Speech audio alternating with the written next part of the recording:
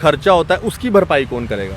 आप जानते हैं कि एक बार दरबार मूव होने से कितना खर्चा होता है, करोड़ों रुपए का खर्चा होता है। क्या वो करोड़ों रुपए डेली वेजर्स के ऊपर नहीं लग सकते हैं? क्या वो करोड़ों रुपए हमारे कॉन्ट्रैक्चुअल टीचर्स के लिए ऊपर नहीं लग सकते? क्या वो करोड़ों रुपए हमारे अनएम्प्लॉयड यूथ के लिए एम्प्लॉयमेंट पॉलिसी में नहीं लग सकते? क्या वो करोड़ों रुपए उन विधवा महिलाओं के लिए नहीं लग सकते जिनको छोटे छोटे स्मॉल स्केल इंडस्ट्रीज आप खोल के दे दें, छोटा छोटा कोई सेटअप स्टार्ट कर दें? क्या इस करोड़ों रुपए से आज हमारे जो PHE, PDD, राबरे खेल, राबरे तालीम, राबरे जितने भी स्कीम्स हैं, इन लोगों के ऊपर यूज़ नहीं किए जा सकते? क्या ये जो लोग डेली वेजर की तरह पे काम कर रहे हैं, क्या इनके परमानेंट पॉलिसी के लिए नहीं यूज़ किए जा सकते? मैं एक ट्वीट के माध्यम से देख रहा था, एक व्यक्ति ने किसी और पोर्टल के ट्वीट के ऊपर मेरा नाम और JK मीडिया का नाम मेंशन करते हुए कमेंट किया है कि भाई अब दरबार मूव से जो कश्मीर के लोग जम्मू में आके ख़रीदारी करते थे, अब जम्मू के लोगों को नुकसान होगा। अब जाइए आशीष कोहली JK मीडिया के पास ही, जो 370 के लिए बड़ा बातें करता था कि 370 हटनी चाहिए। मैं उस व्यक्ति से पूछना चाहूँगा, नाम मेरे को याद नहीं है, ऐसे लोगों के नाम में याद नहीं रखता, मैं उस व्यक्ति से पूछना चाहूँगा, आप क्या ये चीज़ हमें थ्रेट के तौर पे बता रहे हैं कि भाई कश्मीर से ही लोग आते हैं और वो खरीदारी करते हैं? क्या जम्मू से लोग कश्मीर में जाकर खरीदारी नहीं करते? आज हमारे जम्मू कश्मीर पुलिस के SPOs परमानेंट नहीं है। क्या जो दरबार मूव का पैसा बचता है, उस पैसे से जो SPOs हैं उनकी परमानेंट पॉलिसी नहीं बन सकती? ये एकोमोडेशन गरीब लोगों के काम भी आ सकती है, ये एकोमोडेशन उन लोगों के भी काम आ सकती है जो जिनके हस्बैंड SPO थे पुलिस में और शहीद हो गए, उनके परिवार के लोगों को ये अकोमोडेशन मिल सकती है। ये सरकारी अकोमोडेशन उनको मिल सकती है जो PHE और PDD में जो जिनकी डेथ हुई है काम करते हुए, उनका परिवार आज सड़कों पर है, उनको अकोमोडेशन मिल सकती है। SP Smart School announces registrations for new admissions for class 11th and 12th. Admission open till availability of seats. Visit www.spsmartschools.com. नमस्कार, स्वागत है आप सभी का JK मीडिया पे और मैं ही आनेजा आपके साथ। मेरे साथ हैं आशीष जी। जी, सबको राम राम मेरी तरफ से। जी आशीष जी, दरबार मूव को लेके बहुत सारी चेंजेस देखने को मिल रही हैं। अब इस पूरे प्रोसेस को भी ऑनलाइन मोड पे लाया जाएगा, डिजिटाइज किया जाएगा। अब जो फाइल्स हर साल इतनी जम्मू टू श्रीनगर जाती थी, फिर श्रीनगर टू वापस जम्मू आती थी, अब वो सब नहीं होगा, अब सब ऑनलाइन मोड पे होगा। कैसे देखते हैं इस डिसीजन को? बिल्कुल, बहुत अच्छा डिसीजन है जी। और 370 ख़त्म होने के बाद ये डिसीज़न इस तरह के होने चाहिए थे। ये एक हिस्टोरिकल डिसीज़न है। अभी ऑफिशियली ये तो नहीं कहा गया है कि दरबार मूव नहीं होगा, लेकिन उसकी जो स्टेप बाय स्टेप कार्रवाई चल रही है, जिस तरह से अभी कहा गया है कि जितने लोग कश्मीर से जम्मू आते थे उनको एकोमोडेशन दी जाती थी यहाँ रहने के लिए, उनसे वो सब वापस ले लिया है। जम्मू से जो लोग श्रीनगर जाते थे उनकी एकोमोडेशन वापस ले ली है, तो ये एक अच्छा स्टेप है। इसके अंदर थोड़ा सा हम बैकग्राउंड में जाते हैं, थोड़ा सा हिस्ट्री में जाते हैं। ये दरबार मूव जो शुरू हुआ था, ये शुरू कब से हुआ है? ये दरबार मूव जब शुरू हुआ था, ये महाराजाओं के समय से हमारे जम्मू कश्मीर में शुरू हुआ। अब शुरू करने की क्या उस समय ज़रूरत आन पड़ी थी जम्मू कश्मीर के अंदर, कि तब भी कुछ इस तरह की चीज़ें देखी जाती थी कि भाई जम्मू में गर्मी ज़्यादा होती है, तो थोड़ा सा मौसम के चेंज के लिए कश्मीर में जाकर कामकाज किया जाए। ठीक है, राजा महाराजाओं ने अपने सहूलत के लिए ये चीज़ देखी, जो आज यहाँ के हमारे मंत्री संतरी और जितने भी बाबू लोग हैं वो भी देख रहे हैं कि वो अपनी सहूलत के हिसाब से सर्दियों में जम्मू आ जाएंगे और गर्मियों में श्रीनगर चले जाएंगे। क्या इन सब चीज़ों से जो नुकसान होता है, जो खर्चा होता है, उसकी भरपाई कौन करेगा? आप जानते हैं कि एक बार दरबार मूव होने से कितना खर्चा होता है, करोड़ों रुपए का खर्चा होता है। क्या वो करोड़ों रुपए डेली वेजर्स के ऊपर नहीं लग सकते हैं? क्या वो करोड़ों रुपए हमारे कॉन्ट्रैक्चुअल टीचर्स के लिए ऊपर नहीं लग सकते हैं? क्या वो करोड़ों रुपए हमारे अनएम्प्लॉयड यूथ के लिए एम्प्लॉयमेंट पॉलिसी में नहीं लग सकते? क्या वो करोड़ों रुपए उन विधवा महिलाओं के लिए नहीं लग सकते जिनको छोटे छोटे स्मॉल स्केल इंडस्ट्रीज आप खोल के दे दें, छोटा छोटा कोई सेटअप स्टार्ट कर दें? ये करोड़ों रुपए जो आप अपने ऐशो आराम के लिए एक जगह से दूसरी जगह के लिए यूज़ करते हैं, क्या इस करोड़ों रुपए से आज हमारे जो PHE, PDD, राबरे खेल, राबरे तालीम, राबरे जितने भी स्कीम्स हैं, इन लोगों के ऊपर यूज़ नहीं किए जा सकते? क्या ये जो लोग डेली वेजर की तरह पे काम कर रहे हैं, क्या इनके परमानेंट पॉलिसी के लिए नहीं यूज़ किए जा सकते?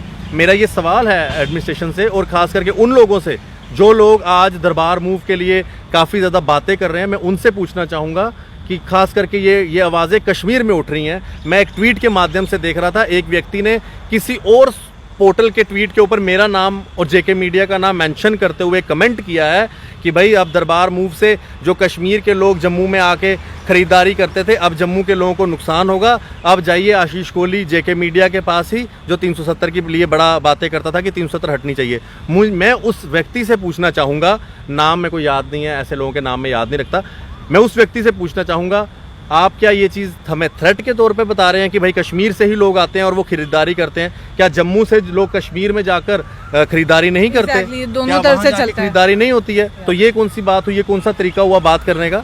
तो पहली बात तो ये है कि ये कुछ मेंटली रिटार्डेड लोग हैं, मेंटली अपसेट हैं, जिनके दिमाग में अभी दिमाग का इलाज चल रहा है। मैं हर बारी बात करता हूँ इसके ऊपर। तो पहली बात तो ये है कि अगर ये खर्चा बचता है तो ये खर्चा अच्छी स्कीम्स में उपयोग हो सकता है। आज हमारे जम्मू कश्मीर पुलिस के एसपीओज परमानेंट नहीं है। क्या जो दरबार मूव का पैसा बचता है उस पैसे से जो एसपीओज हैं उनकी परमानेंट पॉलिसी नहीं बन सकती? बिल्कुल बन सकती है। क्या इसके ऊपर कोई बात करेगा? इसमें तो कश्मीर के भी हमारे युवा हैं जो एसपीओ काम कर रहे हैं। क्या हम जम्मू और कश्मीर की पूरी बात नहीं कर रहे हैं? क्यों जम्मू के लोगों को दरबार मूव के बाद जो है कश्मीर में जाकर काम करने के लिए जाना पड़ता है अपनी फाइलें लेकर? पहले तो लद्दाख वालों को कभी जम्मू आना पड़ता था, कभी कश्मीर में आना पड़ता था। आज लद्दाख के लोग खुश हैं कि अपनी ही यूनियन टेरिटरी में उनके कामकाज हो रहे हैं। अभी भी अगर दरबार मूव आप नहीं चाहते तो बस फिर 370 के जाने का फ़ायदा क्या हुआ? आज 370 के जाने के बाद इतना बड़ा एक ये डिसीज़न लिया गया है कि भाई कश्मीर के काम जो वहाँ पर होंगे वहीं पे होंगे, जम्मू के काम जम्मू पे होंगे। बाकी आजकल डिजिटल इंडिया का ज़माना है। हमारे प्रधानमंत्री जी ने एक डिजिटल इंडिया का एक बहुत बड़ी टर्म हिंदुस्तान को दी है, भारत को दी है, तो हम उसका उपयोग जम्मू कश्मीर में क्यों नहीं करते?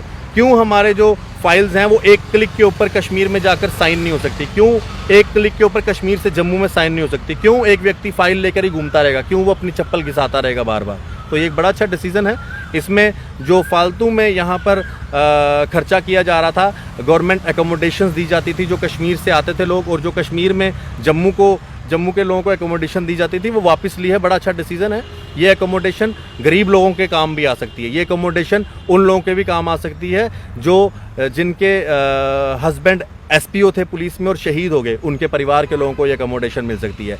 ये सरकारी एकोमोडेशन उनको मिल सकती है जो पीएचई और पीडीडी में जिनकी डेथ हुई है काम करते हुए, उनका परिवार आज सड़कों पर है, उनको एकोमोडेशन मिल सकती है। किस चीज़ की एकोमोडेशन? आप सरकारी नौकरी भी लेंगे, आप गर्मियों और सर्दियों में जम्मू और कश्मीर का मज़ा भी लेंगे, और उसके बाद काम भी नहीं करेंगे, और सोशल मीडिया के ऊपर सबसे ज़्यादा देश के खिलाफ भी बात करेंगे, और उसके बाद आप ये भी बोलेंगे कि भाई ये डिसीज़न गलत है। ये बहुत अच्छा डिसीज़न है। मैं गवर्नर साहब को मुबारकबाद देता हूँ, और इस तरह के डिसीज़न होने चाहिए, और जो खर्चा बचता है सरकार का वो बच के अच्छी स्कीम्स पे लगाना चाहिए। पीडीडी पीएचई के डेली वेजर्स के लिए, उनको परमानेंट करने के लिए पैसा लगाना चाहिए। एसपीओज के लिए ये पैसा लगना चाहिए। जी बिल्कुल, एकोमोडेशन की तो बात आपने खुद ही कर दी कि कहाँ कहाँ यूज़ इसे किया जा सकता है, यूटिलाइज़ किया जा सकता है। पर वहीं मैं आपसे जानना चाहूँगी कि यहाँ लेफ्टिनेंट गवर्नर मनोज सिन्हा की ओर से एक स्टेटमेंट भी आता है कि अगर ये सारा प्रोसेस ऑनलाइन हो जाता है तो साल का लगभग 200 करोड़ रुपए जो है वो बचेगा। तो कैसे देखते हैं इसे कि पैसा बचेगा, उसे बहुत सारी जगह यूटिलाइज़ किया जा सकता है, पर क्या ग्राउंड में अभी करप्शन खत्म हो गया है? क्या सच में जो ये 200 करोड़ है वो यूटिलाइज होगा जम्मू कश्मीर की डेवलपमेंट? बिल्कुल सही बात है। अब देखिए, करप्शन की जहाँ तक बात है, हमारी एंटी करप्शन ब्यूरो जो है बड़ा अच्छा काम कर रही है, और आज छोटी लोग भी कंप्लेन लेके जाते हैं तो एंटी करप्शन ब्यूरो अपना काम करती है, और ऐसे जो लोग हैं जो रिश्वत लेते हैं या रिश्वत के अंदर इन्वॉल्व हैं उनके ऊपर कड़ी कार्रवाई करती है।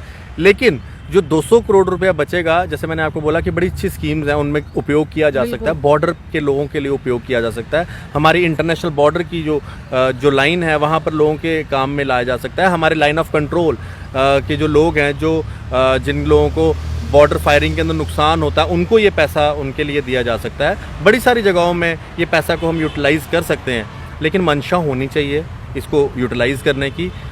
ये भी मंशा होनी चाहिए कि उस 200 करोड़ रुपए को कोई चोर बाजारी के तौर पर ना यूज़ किया जाए, उसको एक अच्छी जगह पर यूज़ किया जाए। और ये मंशा मेरे को लगता है कि जो विकास पुरुष मनोज सिन्हा जी है उनमें ये चीज़ दिखती है, क्योंकि आपको याद होगा जिस दिन ऑल पार्टी मीटिंग थी 24 जून को, उस दिन उन्होंने पूरा दिन मीटिंग अटेंड की, और उसी दिन उनके बेटे की शादी भी थी। पूरा दिन मीटिंग अटेंड करने के बाद वो शाम को बेटे की शादी पे गए हैं। तो ये एक ऐसे यहाँ पर हमारे लेफ्टिनेंट गवर्नर आए हैं जो अपने परिवार को बाद में सेकेंडरी जो है पूरा टाइम दे रहे हैं, प्राइमरी जो टाइम है वो अपनी स्टेट, अपनी यूनियन टेरिटरी को दे रहे हैं। तो ये एक बड़ा अच्छा हमारे लिए अच्छा है कि मनोज सिन्हा जी यहाँ पर आकर काम कर रहे हैं। और मैं मनोज सिन्हा जी को कहूँगा कि जेके मीडिया अपील करता है आपको कि जो दरबार मूव का पैसा बच रहा है, जो ये बिना मतलब का खर्चा था, इसे उन स्कीम्स में यूज़ किया जाए जिनके लिए आज लोग जो हैं दरबदर हैं, जिनमें पीएचई डेली वेजर हैं, पीडीडी डेली वेजर हैं, जिनमें हमारे एसपीओज़ हैं, जिनमें हमारे कॉन्ट्रैक्चुअल टीचर्स हैं, जिनमें राबरे खेल के लोग हैं, जिनमें हमारे आंगनवाड़ी के लोग हैं, जिनमें हमारे होम गार्ड्स हैं, जिनको परमानेंट नहीं किया गया है। आहिस्ता आहिस्ता करके फेज्ड मैनर में इन लोगों को परमानेंट किया जाए इस पैसे के यूज़ से, क्योंकि ये पैसा अब हर साल हमारा बचेगा। चलिए, ये तो बात हो गई दरबार मूव की। अब स्कूल्स के बारे में भी बात कर लेते हैं, क्योंकि चाहे जितनी मर्जी वीडियोस हम भी कर लें, बाकी पोर्टल्स भी कर लें, बस स्कूल जो हैं वो इसी तरीके की हरकतें करते हैं, पूरी फीस लेते हैं। कहीं ना कहीं पेरेंट्स पे इनका इम्पैक्ट जो है वो होता है।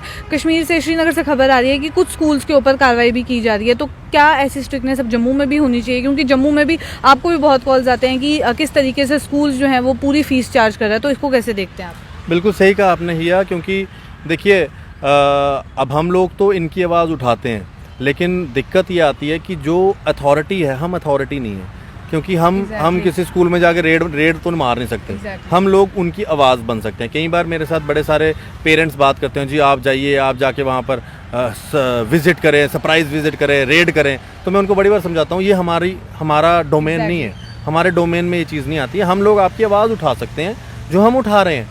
कई नौसिखिए पत्रकार चले जाते हैं, स्कूलों के बीच में घुस जाते हैं, अंदर घुस जाते हैं, उनकी प्रेमाइसिस में घुस जाते हैं, जो बिल्कुल गलत है। जो मैंने आपको बोला कि ऐसे मीडिया कर्मियों को हमारे इंफॉर्मेशन डिपार्टमेंट को देखना चाहिए। अभी पता नहीं वो कब देखेंगे, वो उनका ही देखना है, उन्होंने कब देखना है, लेकिन हम उनकी आवाज़ बनते हैं।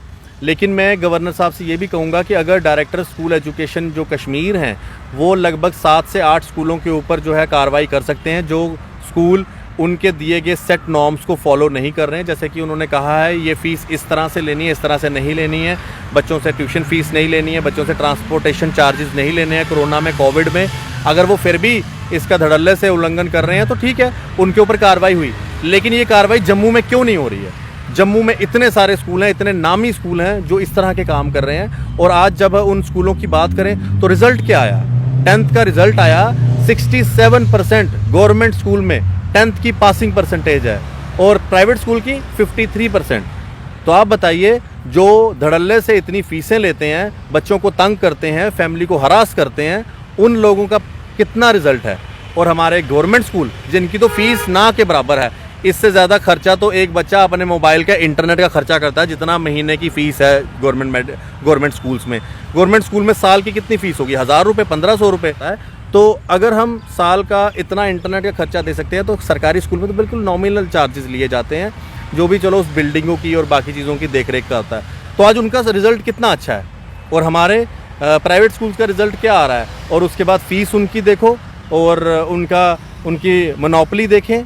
तो ये सब चीज़ें देखते हुए मैं गवर्नर साहब से एक बार फिर से अपील करूँगा, जितने गवर्नमेंट मुलाजिम हैं उन सब के बच्चों को गवर्नमेंट स्कूल में दाखिला करवाना चाहिए, ताकि हमारे गवर्नमेंट स्कूल का स्तर बढ़े और गवर्नमेंट स्कूल एक इतिहास दर्ज करे जम्मू कश्मीर से पूरे भारत में कि गवर्नमेंट स्कूल में आप बच्चे को पढ़ाएंगे तो बच्चा IAS, KAS या फिर किसी भी कोई भी बड़ा अफसर लग सकता है। ज़रूरी नहीं है कि प्राइवेट स्कूल के बच्चे ही बड़े बड़े कोर्सेज़ को क्रैक करेंगे, बड़े बड़े पेपर्स को क्रैक करेंगे, ऐसी बात नहीं है।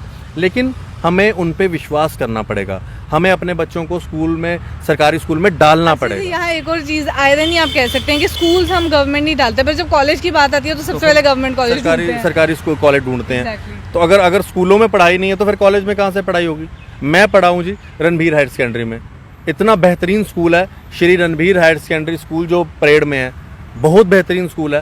पहले की बात नहीं मैं करता, लेकिन आज वहाँ पर देखें पढ़े लिखे टीचर्स हैं। आप जितने आउटस्कर्ट्स में स्कूल देखेंगे, मेरे कितने सारे दोस्त हैं, मेल हैं, फीमेल हैं, जो PhD कर चुके हैं और वो सरकारी स्कूल में पढ़ा रहे हैं बच्चों को। इतने पढ़े लिखे बच्चे। आज सरकारी स्कूल का बच्चा भी अंग्रेज़ी बोल रहा है, ज़रूरी नहीं है कि सरकारी स्कूल का बच्चा हिंदी बोलेगा, वो अंग्रेज़ी भी बोल रहा है। और प्राइवेट स्कूल की अगर हम बात करें तो प्राइवेट स्कूल में आज सिखाया क्या जाता है, आपने कल से देख रहे होंगे DPS उधमपुर का एक स्क्रीनशॉट, वहाँ पर कैसे एक रिलीजन को वहाँ पर जो है बच्चों के दिमाग में क्या डाला जा रहा है कि ब्राह्मणों को आप किस तरह से बोलें, वो मैं तो वो शब्द भी नहीं यूज़ करना चाहूँगा जो बाद में अब जब सोशल मीडिया पर ये बात आई तो उस स्कूल की टीचर ने माफ़ी मांगी कि भाई हमसे गलती हो गई। तो प्राइवेट स्कूल का मतलब ये है कि आप बच्चों को धर्म के खिलाफ पढ़ाएं, आप बच्चों को कास्ट के खिलाफ पढ़ाएं, बच्चों में ब्राह्मणों में और क्षत्रियों में और बाकी लोगों के अंदर क्या भेदभाव करना सिखाएं। ये प्राइवेट स्कूल का काम है। मैं तो कहूँगा जो डीपीएस उधमपुर ने किया है उसके ऊपर डीसी उधमपुर मैडम को संज्ञान लेना चाहिए कि भाई किस तरह से बच्चों को इस तरह से पढ़ाया गया और कौन वो टीचर्स हैं जो बच्चों को इस तरह से पढ़ाने की कोशिश कर रहे हैं और बच्चों के दिमाग में बचपन से ही आप जो है ये चीज़ डाल रहे हो। आपने तो माफ़ी मांग ली, लेकिन आप मुझे बताइए 5वीं 6ठी और 7वीं क्लास के बच्चे के दिमाग में जो एक आ गया ब्राह्मण के लिए, तो वो कैसे निकलेगा? तो आप इस तरह की ग्राउंडिंग अगर बच्चों की कर रहे हो तो मैं तो कहूँगा कि ऐसे स्कूलों से हमें सरकारी स्कूल ही सही है। वो स्कूल जो है कम से कम अच्छा पढ़ाता तो है। आज सरकारी स्कूल में एक मॉरल साइंस के ऊपर एक लेक्चर तो होता है। चलिए इस एपिसोड को एंड करते हैं और जाते जाते हमारे व्यूअर्स के लिए कोई मैसेज? बिल्कुल जी, मैसेज यही है जी, अपना ध्यान रखें, अपने परिवार का ध्यान रखें और स्कूलों को खास करके मैं प्राइवेट स्कूलों को कहूँगा कि पेरेंट्स को और बच्चों को इतना मत दुखी करें, इतना मत तंग करें कि वो बच्चे जो हैं परेशान हो जाएं और मीडिया का सहारा लें। हम भी नहीं चाहते किसी भी प्राइवेट स्कूल का जो है बदनामी हो, उनको हम मीडिया में डिस्कस करें, लेकिन आप भी थोड़ा सा एज ए गुड इंस्टीट्यूशन बच्चों के साथ और पेरेंट्स के साथ जो है थोड़ा सा अपना कोऑपरेट करें ताकि बच्चे और जो टीचर और जो पेरेंट्स हैं उनका एक कॉन्फिडेंस बने स्कूल के ऊपर। धन्यवाद, जय हिंद, राम राम। चलिए बहुत बहुत शुक्रिया आशीष जी। धन्यवाद। ऐसे और एपिसोड्स लेके आप लोगों के साथ फिर मुलाकात करेंगे। और अगर आप लोग भी चाहते हैं हम कोई टॉपिक डिस्कस करें, आप इस वीडियो के कमेंट सेक्शन में लिख सकते हैं। और बिल्कुल आपके जो भी मुद्दे हम ज़रूर उठाने की कोशिश करेंगे और ऐसे और एपिसोड्स लेके आपके साथ फिर मुलाकात करेंगे। अभी के लिए दीजिए इजाज़त, नमस्कार।